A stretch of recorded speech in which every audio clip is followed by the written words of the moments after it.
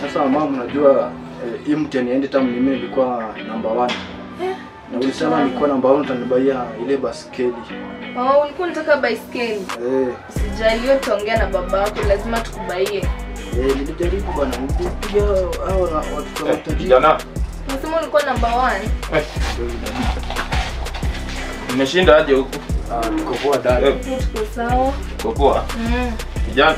Yes. Sasa si uende ucheze huko nje.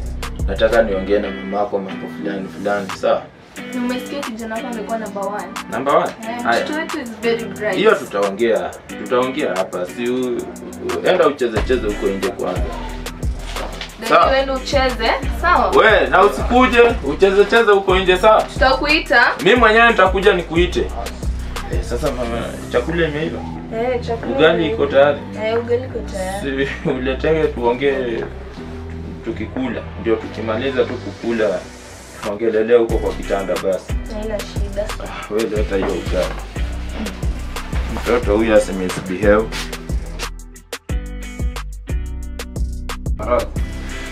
Sasa huyo kijana unaweza muita umtume kwa duka.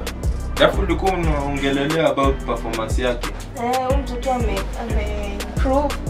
Sasa amekuwa number 1. Unajua ile ahadi yake lazima tuitimize. Lazima tutatimiza. Tukipata tu second bond, tutatimiza hiyo ni.